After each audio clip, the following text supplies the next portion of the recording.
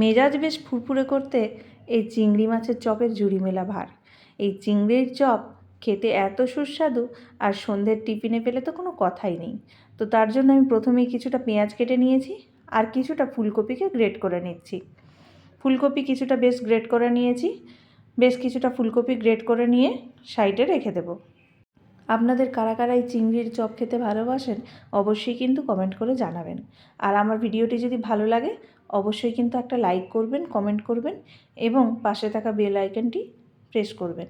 আর আমার ভিডিওটি যদি ফেসবুক থেকে দেখে থাকেন তো আমার পেজটি ফলো করে নেবেন, আর ইউটিউব থেকে দেখে থাকলে চ্যানেলটি সাবস্ক্রাইব করে নেবেন। তো আমি সব সবজিগুলো এক এক করে ছাড়িয়ে এবার আমি কিছুটা সেদ্ধ আলুকে ভেবে মেখে নিয়েছি। এবার প্যানে কালো জিরে ফোড়ন দিয়ে দেব পেঁয়াজ কুচি। পেঁয়াজ কুচি দিয়ে কিছুক্ষণ এটাকে লাল করে ভেজে নেব।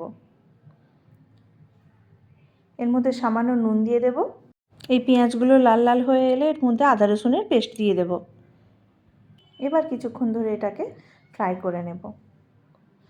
আমার ছেলে মেয়ের তো খুব পছন্দ হয়েছিল এই চিংড়ির চপটা, এবং তাদের আবদার পরে আবার একদিন এই চিংড়ির চপ বানাতে হবে। আর এর মধ্যে আমি দিয়ে দিলাম হলুদ গুঁড়ো, লঙ্কা গুঁড়ো, মটরশুঁটি ছাড়ানো এবং গ্রেট করা ফুলকপিটা। এইগুলো যখন বেশ ভাজা হয়ে এলো এর মধ্যে দিয়ে দিলাম চিংড়িগুলো দেওয়ার পর এটাকে ভালো করে কষিয়ে কিছুক্ষণ ভেজে নেব। আপনারা কারা কারা এভাবে চিংড়ির চপ বাড়িতে বানিয়েছেন অবশ্যই কিন্তু কমেন্ট করে জানাবেন। মশলাটা থেকে তেল ছেড়ে এলে এর মধ্যে দিয়ে দেবো সামান্য চিনি স্বাদের অনুযায়ী। তো আপনারা যদি চিনিটা না চান এটা স্কিপ করতে পারেন।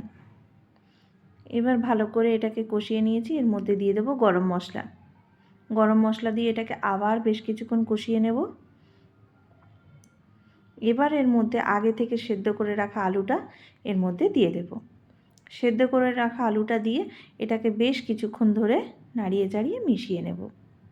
বিকেলে সন্ধ্যের টিফিনে এই রেসিপিটা অনায়াসেই বাড়িতে বানাতে পারেন। এর স্বাদটা সত্যিই খুব ভালো হয় এবং বাচ্চা বড় সবার মন বেশ খুশি হয়ে যাবে। আর বৃষ্টির দিন হলে তো কোনো কথাই নেই। এভাবে চপের পুরটা বানিয়ে ভালো করে মেখে নিয়ে এক সাইডে রেখে দিলাম। এবারে এক বাটি বেসন নিচ্ছি আর নিচে আধ বাটি কর্নফ্লাওয়ার। এই মেজারমেন্টেই নেবেন। এবার এর মধ্যে নুন, একটু বেকিং পাউডার, এর 1 চামচ ময়দা আর হলুদ গুঁড়ো, লঙ্কা গুঁড়ো আর সামান্য সোডা দিয়ে এটাকে আমি ভালো করে প্রথম শুকনো উপকরণগুলো মিশিয়ে নেব। শুকনো উপকরণগুলো মেশানো হয়ে গেলে এর মধ্যে আমি এক বাটি জল দিয়ে এটাকে আমি ফেটিয়ে নিচ্ছি। আমি একসাথে জলটা দিয়েছি বাটির মেজারমেন্ট অনুযায়ী, আপনারা চাইলে আস্তে আস্তে করেও দিতে পারেন। তো আমি ব্যাটারটা একটু পাতলা করার জন্য আরেকটু জল মেশালাম, দিয়ে আপনাদেরকে দেখিয়ে দিচ্ছি যে ব্যাটারটার কেমন ঘনত্ব আমি রেখেছি। ঠিক এইভাবে ব্যাটারের ঘনত্বটা আমি রেখেছি।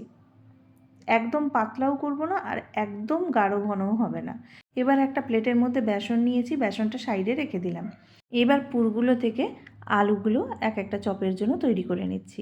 তা আমি এইভাবে লম্বা মতো করে নিচ্ছি। আপনারা আপনাদের পছন্দ মতো শেপ দেবেন, গোলও করতে পারেন, আপনাদের মনের মতো করে শেপ দেবেন। এইভাবে করে আমি বেশ কয়েকটা তৈরি করে নিলাম। বেশ কয়েকটা তৈরি করে এইভাবে কোডিং করে নিচ্ছি। বেসনের থালাটাতে কোডিং করে নিয়েছি। এবার এক একটা এই গোলাগুলোকে নিয়ে এই বেসনের গোলায় ডুবিয়ে কড়াইতে ছেড়ে দিলাম। এভাবে আমি একটা কড়াই আপাতত 4টা ভাজছি। তো 4টে ভেজে নিচ্ছি আমি।